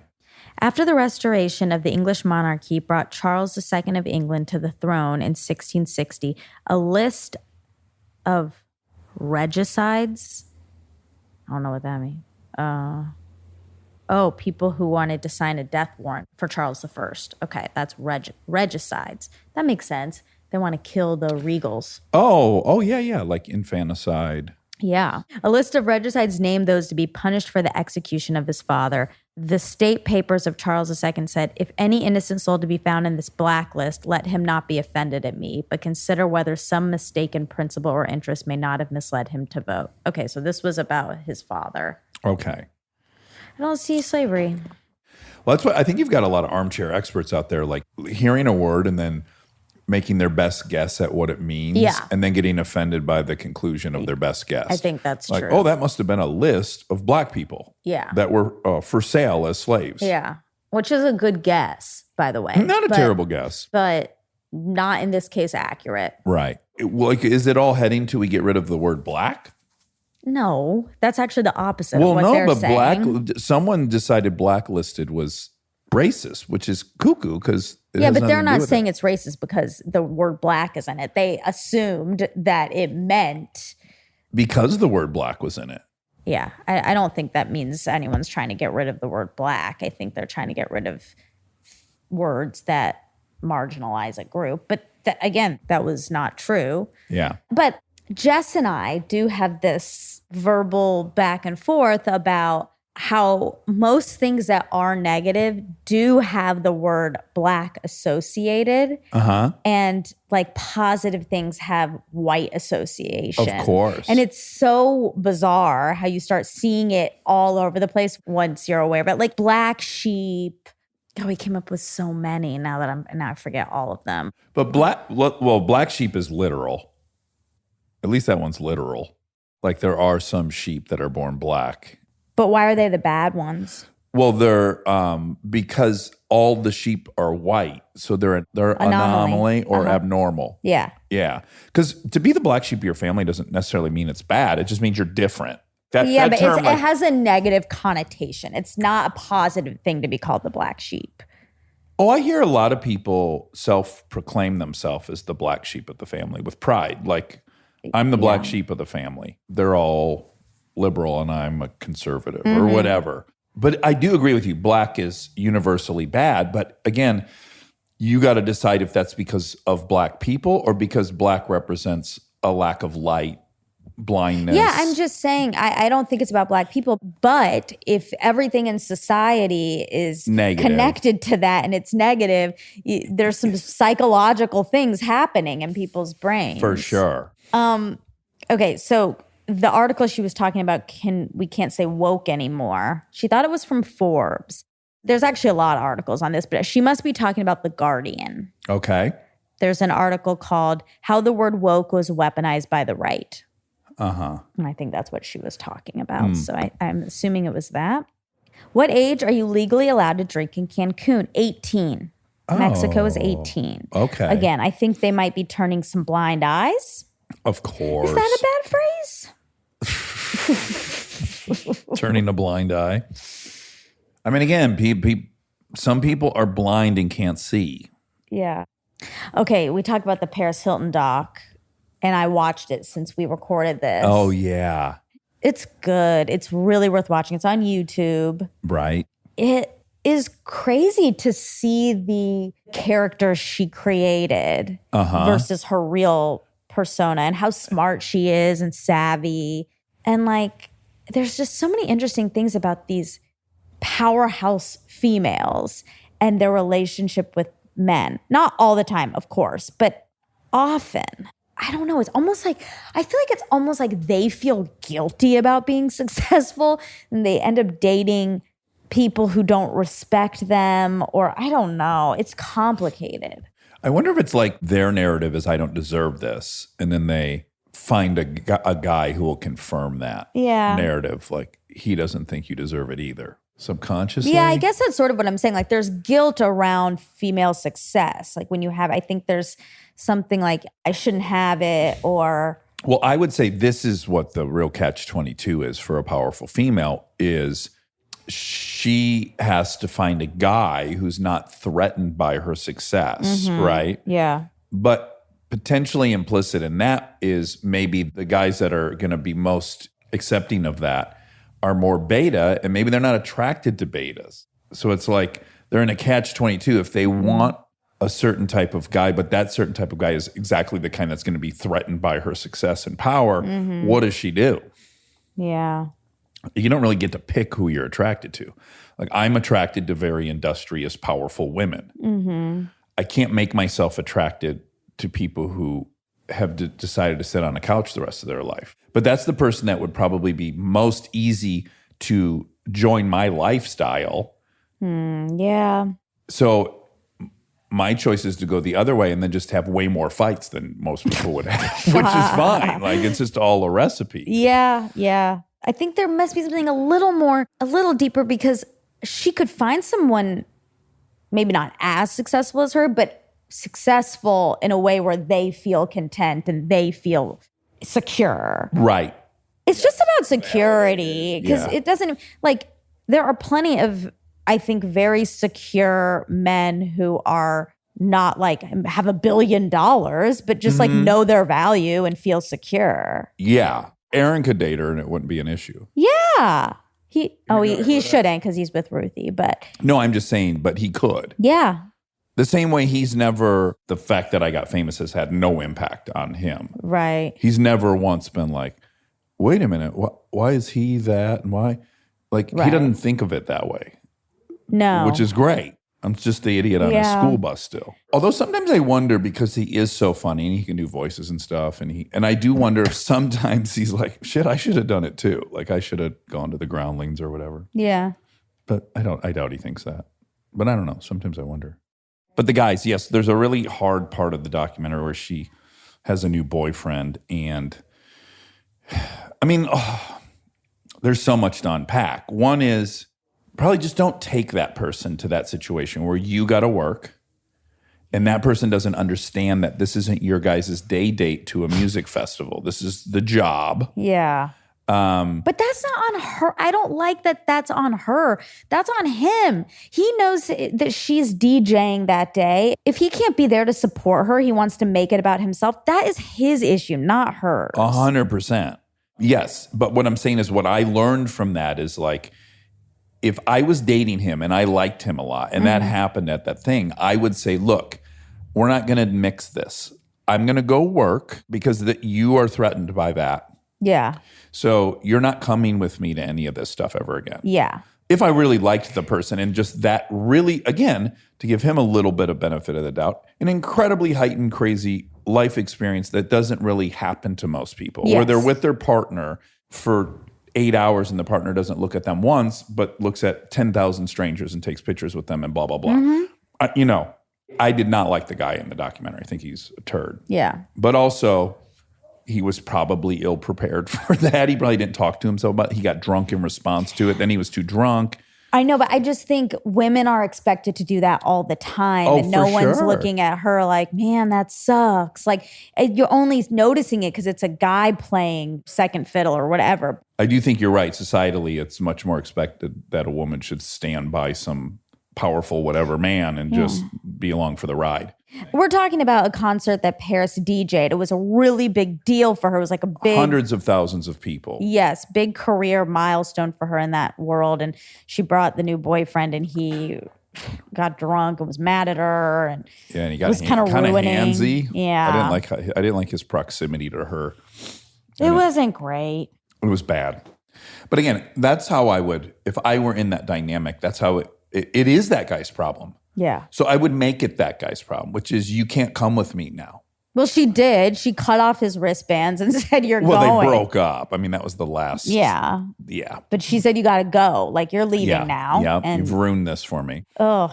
It was so stressful. Yeah. She was like crying as they're announcing her name. I to go know. on And it's supposed to be stage. this moment that she's so excited about. Oh. Oy. Yikes. Oh, boy.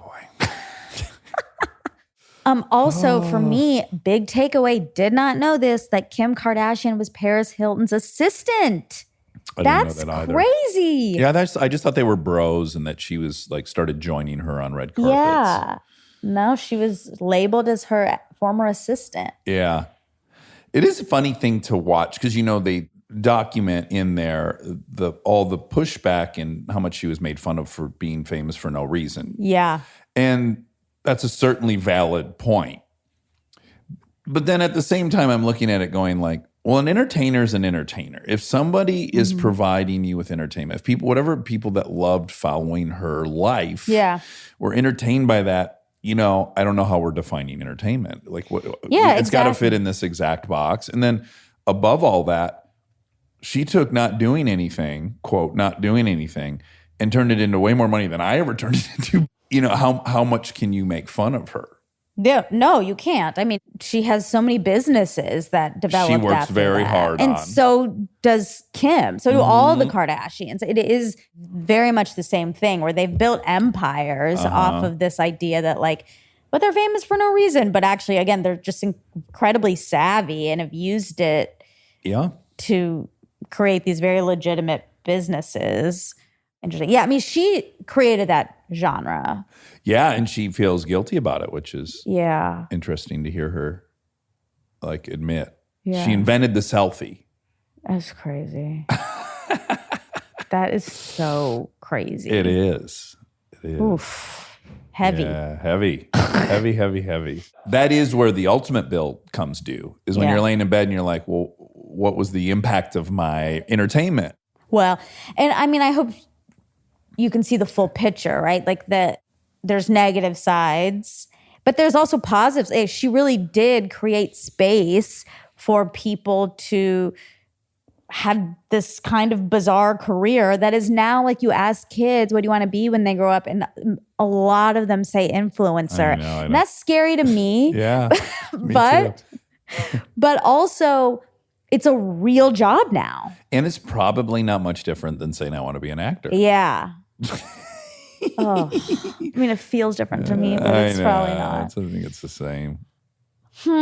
Anyway, EMDR is eye movement desensitization and reprocessing. It's a form of psychotherapy started in 1988 in which the person being treated is asked to recall distressing images. The therapist then directs the patient in one type of bilateral simulation, such as side-to-side eye rapid movement or hand tapping. I thought it had something to do with sound, but that is not true. So this is something you would do once you feel triggered to reorient yourself? Yeah. Post-traumatic stress is a big one for it. Wait, it says our thing's already here? Oh, maybe they dropped it off. Oh, okay. Let me just glance. Okay. Okay, so Dax is getting up and he just tripped. And you can hear his footsteps really well. There's a delivery and it's not a head. He's really excited. ASMR. Foley. Sandwiches. Those are our sandwiches. Jersey Mike's. We love them. Again, not a integrated ad. Integrated ad. Oh, yeah. Not ad integration, just tummy integration. So is it like preemptively or is it a recentering technique? It's recent. It's after trauma.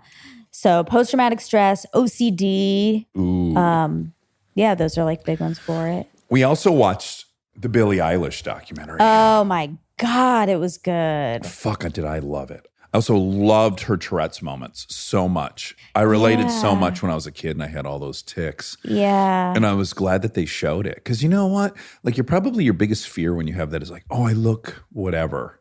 And she looked, it was fine. Yeah. I loved it. I mean, she's just a kid. She's a kid. She's an insanely talented kid. And her brother is off the the relationship charts. with her brother and how talented they both are. It's just so cool. I just kept thinking like, oh, these parents, the amount of pride and fear, Yes, the so mix. much heightened emotions they must be feeling all the time. Yeah, totally. Oh, it's so good. It made me a big fan. Like, I know her music, but I don't have any of it in my library. Yeah, now you but do. But now I do. We got a lot of good docs in. I'm on a tear because I'm also midway through the Demi Lovato one. I know. I called you yesterday on my drive home from Fort Irwin military base and said, I dare you to find a female-driven documentary that I'm not going to fucking love. I've yet to see one I didn't love. They're great. I know. It seems like women have the corner of the market. I can't think of any, like, I guess Kevin Hart had one that was basically just like, hey, here's my life. Shawn Mendes had one. Oh, you're right. Tiger, we loved that. But that wasn't from his perspective. Right. Yeah. No, I But mean, Shawn like, was. come, let me show you my whole world. Uh-huh. And it seems like there's way more female ones. And Yeah. I love them. There are a lot. So good. You think it's like because women have a easier time being vulnerable? Yeah, I'm sure that has to do Or with guys it. are just boring. They're not very communicative. So if you followed one around, you'd never It'd be- actually it know what he wouldn't was be thinking. great. Yeah. he would never really tell you what he was thinking. Probably a or mix. What emotions he was feeling. Maybe the Vulnerable Boys will make a doc. Oh, that's nice. That'd be great. Once we get some hits out there. And then Aaron will then start resenting you because then he'll be in a movie. Well, but he'll Then he'll have he'll thoughts. likely be the most likable part of the movie, and it'll go his way. Is my guess. Yeah. Just given our history. Good guess. All right, that's all for Kelly. Really fun. So fun to do it in the attic again. Happy to be back there. Really fun. And I said it to her in the interview, but I just so mean it. Like, I feel this neat bond with her, having met 19 years ago, and that we're Yes. both still working. I know. Yeah, I think I it's think cool. that's very, very cool. Alrighty. I love you. Love you.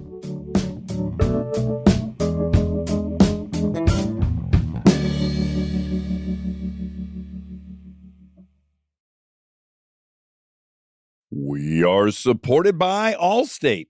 Checking Allstate first could save you hundreds on car insurance. Not checking what the warning light means before pulling out of your driveway, you absolutely convinced yourself it was probably just a sensor thing right up until you were standing on the side of the road waiting for a tow. Yeah, checking first is the right move. So check Allstate first for an auto quote. It could save you hundreds. And for fast, reliable help when you need it, add an Allstate roadside plan today. You're in good hands with Allstate. Potential savings vary. Insurance and roadside assistance plans are subject to terms, conditions, and availability. Insurance provided by Allstate North American Insurance Company, Northbrook, Illinois. Roadside assistance plans provided by Allstate Motor Club, Incorporated, an Allstate affiliate.